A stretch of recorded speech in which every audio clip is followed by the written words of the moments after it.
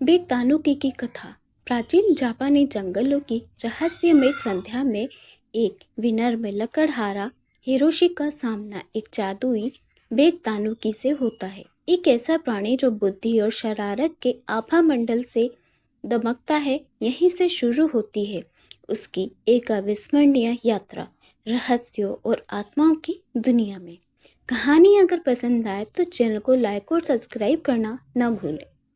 धुंध से भरे उन प्राचीन जंगलों में लोगों के बीच फुसफुसाहट में एक ऐसे प्राणी की कहानियां गूंजती थी जो भयभीत भी करता था और पूज्य भी माना जाता था।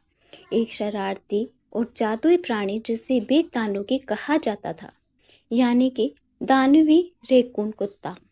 यह आम तनुकी जैसा नहीं था। इसके पास जादुई शक्तियां थी और यह चालाकी, शरारत और आकर्षण के लिए प्रसिद्ध था। यह रूप बदल सकता था, इंसान या फिर वस्तु का, और यात्रियों को संगीत और हंसी के सहारे जंगल की गहराइयों में ले जाया करता था। लेकिन इसकी चंचलता के पीछे छिपा था जीवन का गहरा ज्ञान, जंगलों की आत्मा और प्रकृति में जादू का संतुलन। हिरोशी पेशे से लकड़हारा था, पतले शरीर वाला, लेकिन वर्षों के कठोर श्रम से मजबूत बना युवक उसने अपना पूरा जीवन इन पेड़ों की छाया में बिताया था, पर कभी इस हद तक जंगल में नहीं गया था। उसने भी अपने दादा दादी और गांव के बुजुर्गों से बेक की कहानियां सुनी थी, लेकिन जैसे कि बाकी लोग उसने भी इन्हें बस बच्चों को डराने या फिर मनोरंजन के लिए बनाई गई बातें समझी। लेकिन एक दिन जब हिरोशी दुर्लभ लकड़ी की तलाश में पहले से कहीं गहराई में गया, उसे पेड़ों के बीच एक अजीब रहस्यमय धुन सुनाई दी। यह कोई पंछी की आवाज या फिर पत्तों की सरसराहट नहीं थी। यह कुछ जादुई था, कुछ परलौकिक जिज्ञासावश। हिरोश उस ध्वनि के पीछे चलता ही गया। झाड़ियों को चीरते हुए वह एक ऐसी जगह पर पहुंचा जहां जो किसी के विचित्र ज्योतिमय प्रकाश से नहाई हुई थी, और वहां चांदनी से नाचता हुआ एक प्राणी दिखा जो तनुकी जैसा दिखता था। वही रेकिन कुत्ता जिसे वह गांव में अक्सर देखता था, लेकिन इसमें कुछ जादुई था, कुछ अलौकिक। वह प्राणी थमा और हिरोशी की आंखों में झांका। उन आंखों में शरारत और गहरी बुद्धिमत्ता की चमक थी। क्या तुम आलसी हो? हिरोशी ने फुसफुसाया, जैसे खुद से पूछ रहा हो। बेकुतानकी ने सिर झुकाया, मानो सवाल पर विचार कर रहा हो। फिर हिरोशी की हैरानी के बीच वह बोला।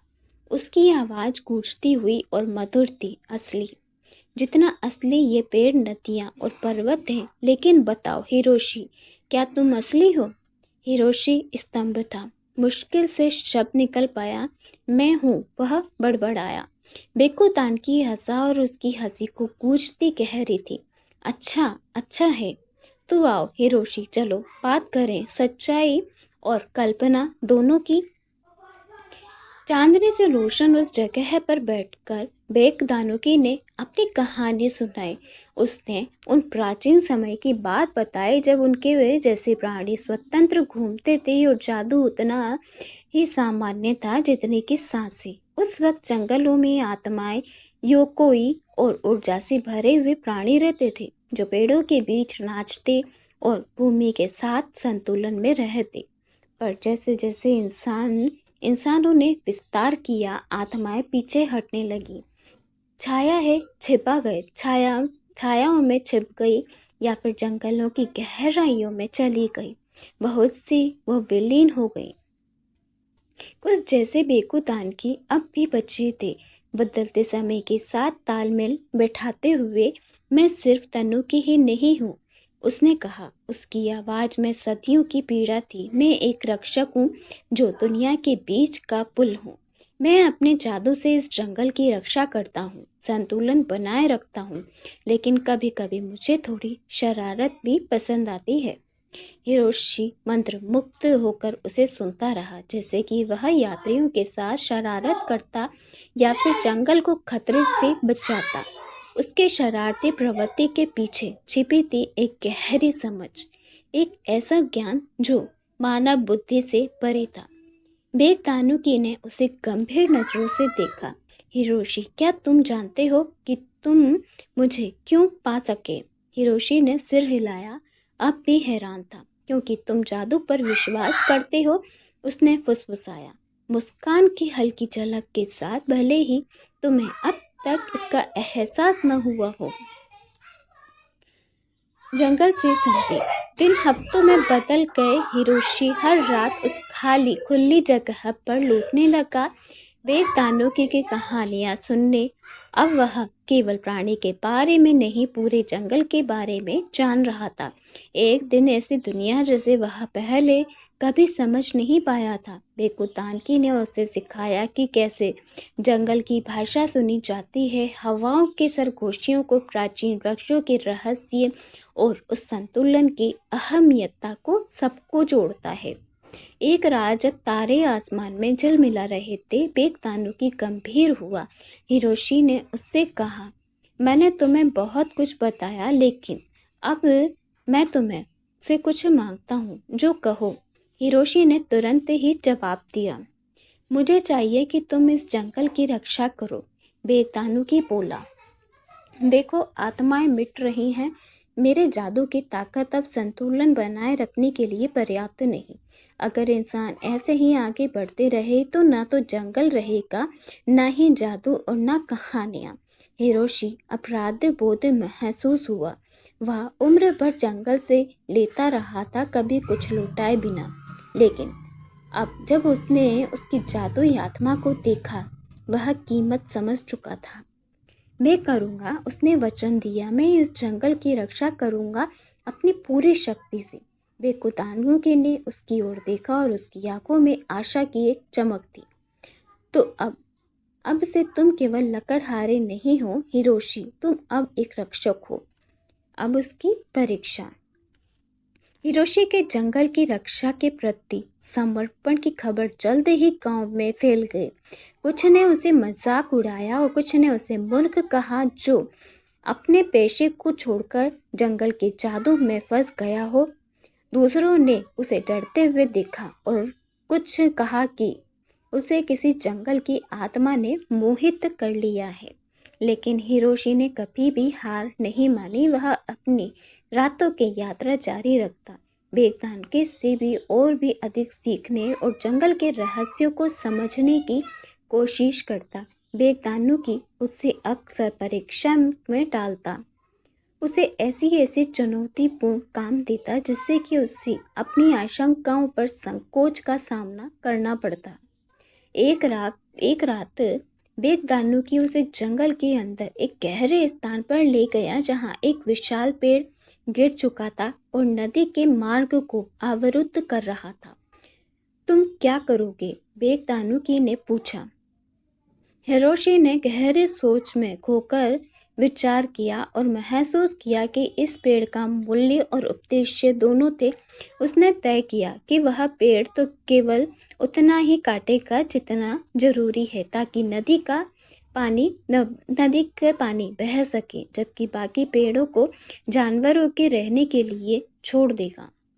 बेतानुकी ने सिर हिलाया और प्रशंसा से कहा, तुम संतुलन समझते हो हिरोशी, यही है रक्षक का तरीका।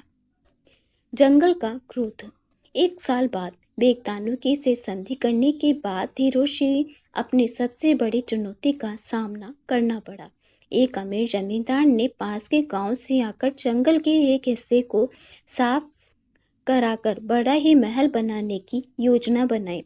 गांव वाले विभाजित थे, कुछ हिस्से समृद्धि का अवसर मानते, जबकि दूसरों को जंगल के नुकसान का डर था। हिरोशी ने इसके खिलाफ आवाज उठाई और परिणामों के बारे में चेतावनी दी, लेकिन उसकी बात को कोई नहीं सुनता। निराश होकर उसने बेतानुकी से मार्गदर्शन मांगा। इंसान जिद्दी होते हैं, बेतानुकी ने गहरी सांस लेकर कहा, लेकिन हमारे पास तरीका है। रात के अंधेरे में बेग तानुकी ने हिरोशी का निर्माण स्थल पर ले गया और वहां अपनी जादुई शक्तियों का उपयोग करते हुए उसने परिदृश्य को डरावने रूप में बदल दिया। मुड़े हुए पेड़, अजीब सी परछाई और भूतिया आभास। अब जंगल अगले दिन श्रमिक वहां पहुंचे तो वह डर से भाग गए और जमींदार ने अपनी योजनाओं को छोड़ दिया। हालांकि यह जीत कुछ कड़वी थी। हिरोशी जानता था कि वह हमेशा बेकदानू के जादू पर निर्भर नहीं रह सकता। इंसान वह समझ चुका था कि अगर वे जंगल में असली कीमत नहीं समझेंगे तो वह आगे के लिए भी अतिक्रमण करते ही रहेंगे। सालों के बाद में हिरोशी एक रक्षक के रूप में अपने कार्यों को जारी रखता रहा। अब केवल वह अपने गांव में ही नहीं बल्कि पड़ोसी गांव में भी सम्मानित था। लोग जंगल को एक समाधान नहीं बल्कि एक जीवित श्वास लेते अस्तित्व के रूप में समझने लगे, जिससे कि सम्मान देना जरूरी था। बेग तानु के गर्व से उससे दिखता था, यह जानता था कि उसकी अपनी जादू की शक्ति अब धीरे धीरे कम हो रही है। लेकिन हिरोशी के रूप में जंगल का रक्षक होते हुए उसे भविष्य पर विश्वास था। एक शाम जब सूर्य क्षितिज में डूबा रहा था तो बेग तानुकी ने हिरोशी को उस खुले स्थान पर एक आखिरी बार बुलाया। मेरे मित्र, उसने कहा। उसकी आवाज़ थकी हुई और निस्तेज थी। मेरे समय का अंत आ चुका है। हिरोशी को दुख हुआ। क्या तुम्हें जाना ही होगा? बेग तानुकी ने सिर हिलाया। मैं इस जंगल का हिस्सा हूँ और जब तक यह फलता फूलता रहेगा मैं भी यहीं रहूँगा, लेकिन अब मुझे गहरे लोगों की ओर लौटना ही होगा जहाँ प्राचीन आत्माएं रहती हैं। तुम हिरोशी अब इसे अकेले ही संभालने के लिए तैयार हो? हिरोशी ने गहरी श्रद्धा से सिर झुका दिया। मैं तुम्हें निराश नहीं करूँगा। बेग तानुकी ने मुस्कुराते हुए कहा, तुम पहले ही मेरी धरोहर उठाए हुए हो हिरोशी। तब तक तुम जंगल में जादू में विश्वास करते हो, मैं तुम्हारे साथ रहूँगा।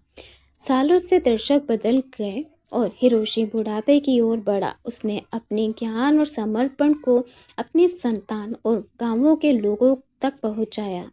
उसकी देख रेख में जंगल फल फूल रहा था और लोग समृद्ध हो रहे थे। यह समझते हुए कि प्रकृति के साथ संतुलन में रहना जरूरी है, हिरोशी के निर्धन के बाद की रात जब उसकी आत्मा अपने अंतिम सफर पर थी, तब गांव वालों ने दावा करते हुए कहा कि उन्होंने उस खुले स्थान पर चांदनी के नीचे अजीब भूतिया आकृति देखी। यह बेग तानुकी था जो अपने पुराने मित्र की आखिरी बार रक्षा कर रहा था। एक मौन रक्षक यह सुनिश्चित करते हुए संधि का पालन किया। यहाँ तक कि हिरोशी की मृत्यु के बाद भी गांव वाले बेग तानुकी की कथा उस रक्षक की याद रखते थे जिसने जंगल की रक्षा की थी। जादुई प्राणियों की कहानियाँ अब भी आलवों के पास सुनाई जाती है। पीढ़ी दर पीढ़ी कुछ कहते थे कि शांत रातों में अब भी वह उस रहस्यमय भूतिया धुन को सुन सकते हैं। जंगल में गूंजती हुई एक याद दिलाने वाली ध्वनि, एक संधि और विश्वास का प्रतीक कि जंगल तक संरक्षित रहेगा, उसका जादू जीवित रहेगा। एक तरह बेग तानुकी की कथा जीवित रही। यह एक कालातीत कहानी है जो भूमि के ताने बानों में बसी हुई थी और एक प्राचीन बंधन की गवाही देती है जो कभी टूट नहीं सकता। जंगल के रक्षक बेग तानुकी की अमर कथा। कहानी पसंद आई है तो चैनल को लाइक और सब्सक्राइब करना भी न भूलें। मिलते हैं नेक्स्ट वीडियो में, तब तक के लिए धन्यवाद।